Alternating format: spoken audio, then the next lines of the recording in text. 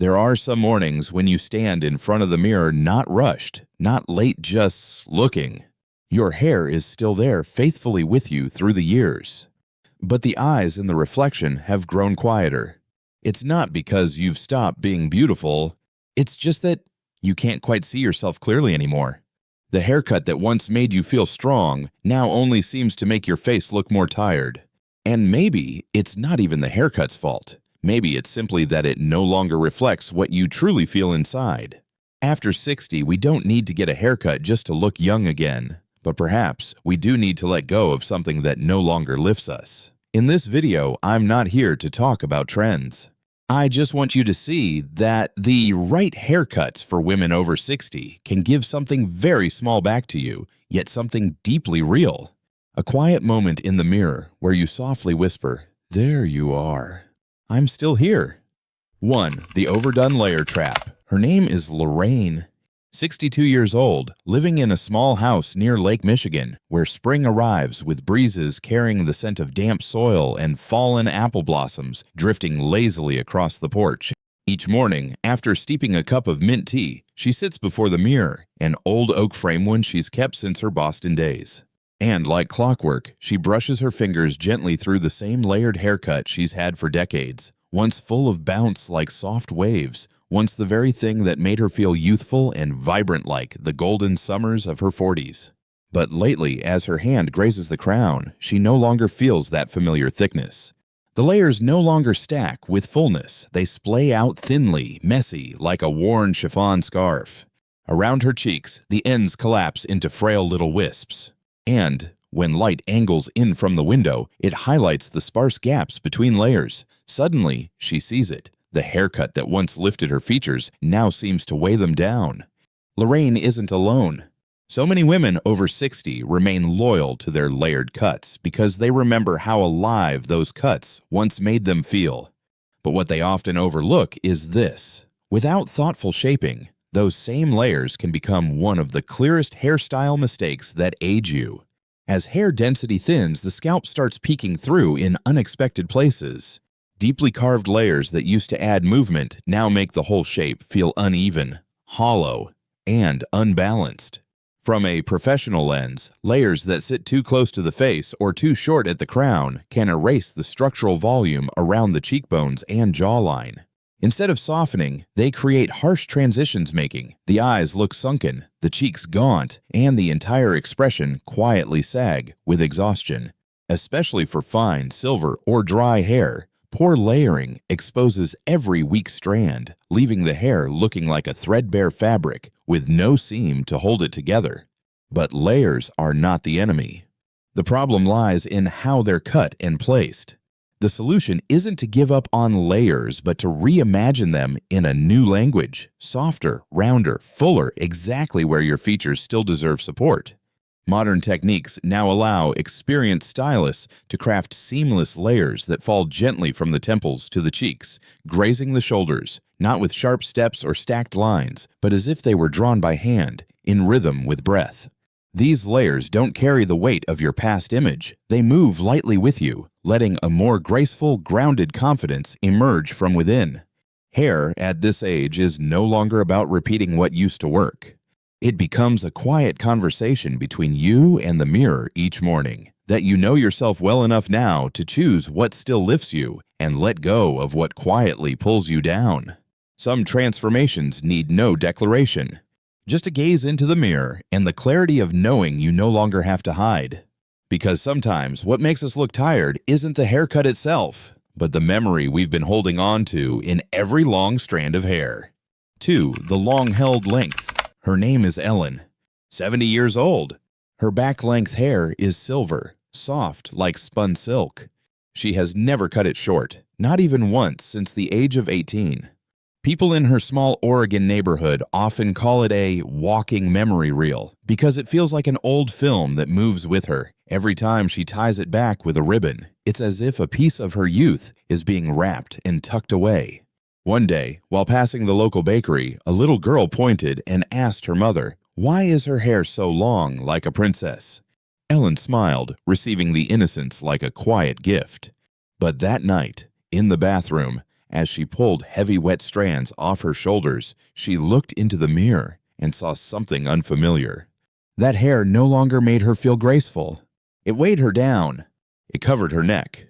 It blurred the lower half of her face as if there was no gentle line of closure. When worn down, it cloaked her shoulders like a melancholic cape. And when tied up, it pulled her forehead and jaw backward, exposing every time-worn line she used to overlook. It's hard to let go of something that once made you feel confident. But what's even harder is realizing it no longer fits who you are now. After 60, hair doesn't just change in color, it changes in weight and density too.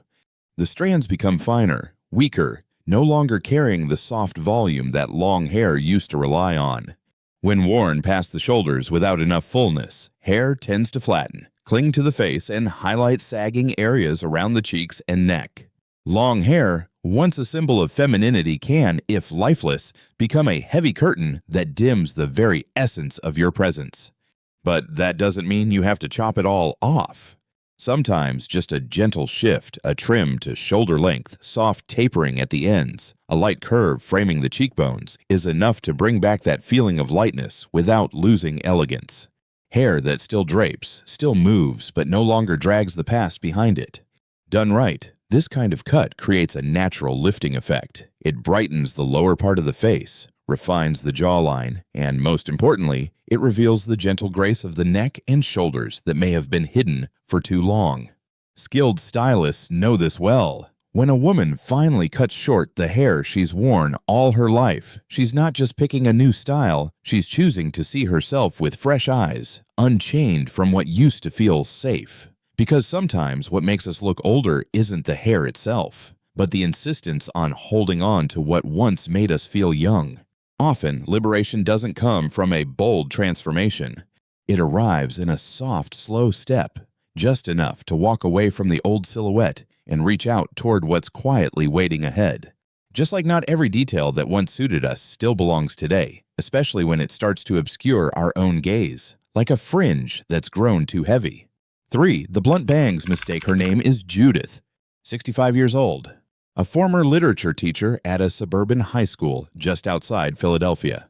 For nearly 3 decades, every time she entered the classroom, students would recognize her instantly by the sharp, straight-across fringe that cut cleanly over her high forehead paired with eyes that always glimmered with candor.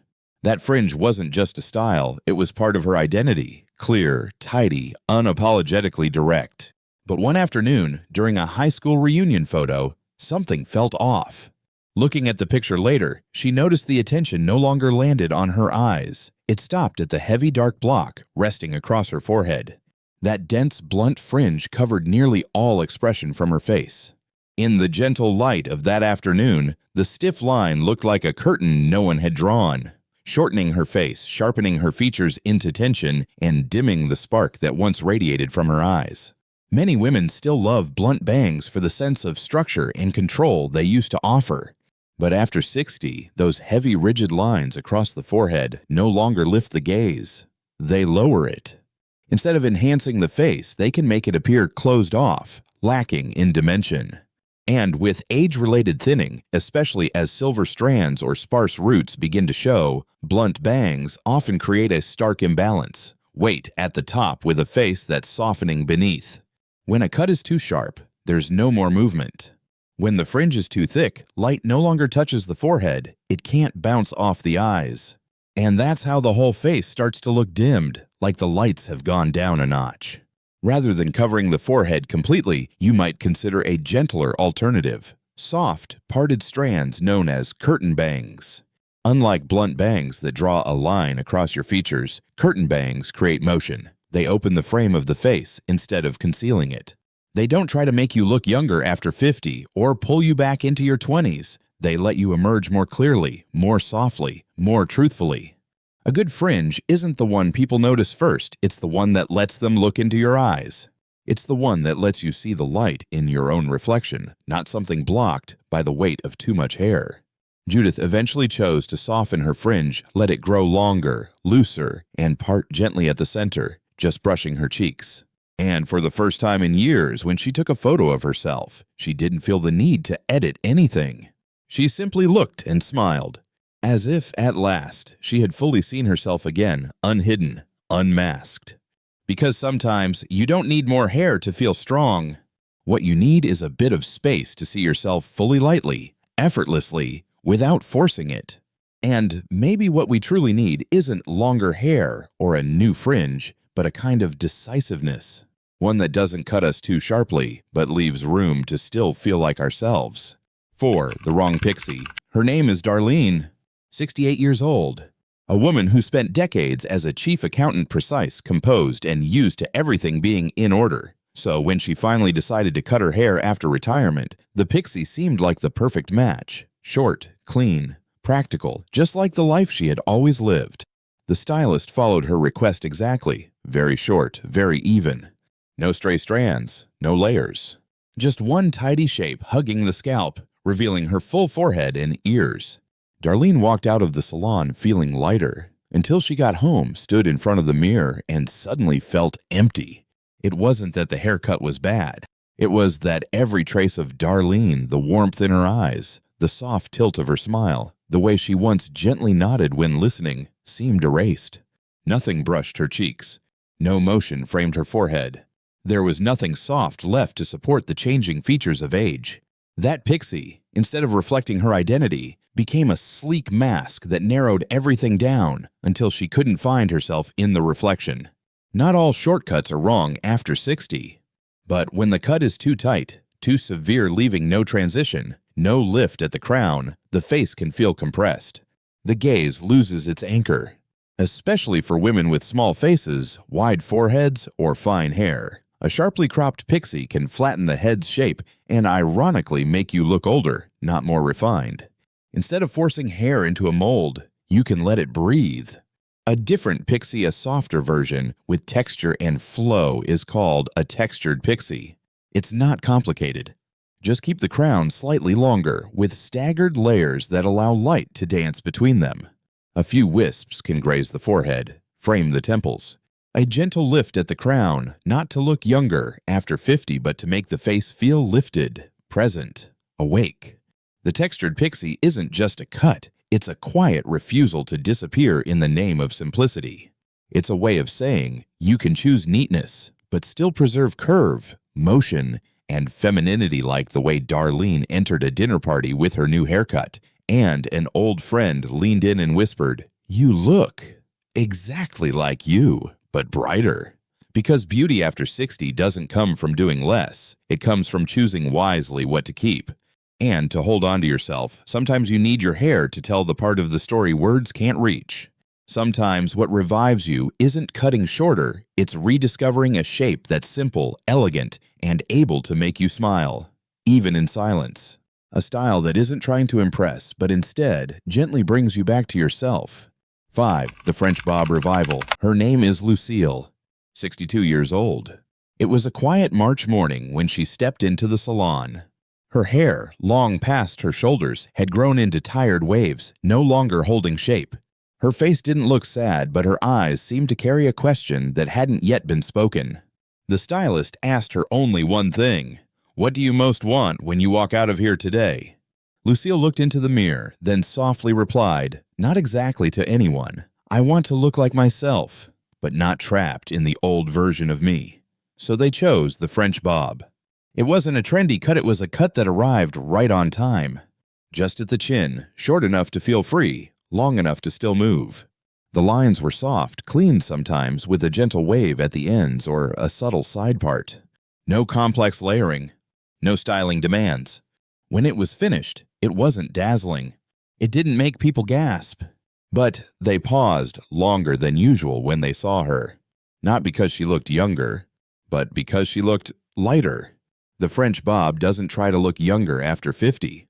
It lifts what's real subtly elevating the jawline, opening the cheekbones, exposing the neck, an area many women over 60 tend to hide.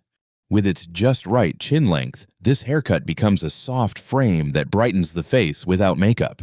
Especially on hair streaked with silver, this bob helps light scatter evenly, highlighting skin tone and eyes instead of pulling focus to a single feature. And perhaps that sense of just enough is why it feels so right at this stage of life. when you no longer need to prove anything, when you're done chasing hairstyles that scream youth, when you don't need to stand out to be seen. You only need a haircut that makes you feel at peace within yourself. That day when Lucille walked out of the salon, no one said, "Wow, you look amazing," or "You look so much younger." Just one old friend quietly whispered, "You look like you let go of something heavy." And Lucille smiled, didn't say a word. She just lifted her hand to gently touch the end of her hair, as if confirming that yes, she had returned, but in a version more at ease, quieter, and truer than ever before. Because sometimes the thing that makes you feel like yourself again isn't a bold new look. It's a simple cut that frees you from pretending to be anyone else. A hairstyle that lets you look in the mirror and feel there's nothing left to hide. Maybe we don't have the thick, youthful hair we once did. But now we have something else, discernment. And that discernment is the most beautiful kind of freedom that age can offer. Something strange happens when you choose the right haircut after 60. It's not that you suddenly look younger after 50. It's that you stop feeling like you're trying so hard. If there was a moment in this video that made you quietly nod, or maybe just made you look at yourself a little longer in the mirror, leave a number below. 0 if you've never changed your hair. 1 if you've tried even just once. I'll read it, truly. And if you're standing at that gentle crossroad between holding on or letting go, changing or waiting, what would you like me to share next? A video about styles that brighten the face? Or something softer, like choosing the right fringe when you're not quite ready to change too much? You only need to type a few words. I'll be listening. And if something in you feels a little more at ease after watching this, you can follow this channel. Not to keep up, just so we might meet again on some quiet, sunny day, when you're ready to see yourself just a little more clearly.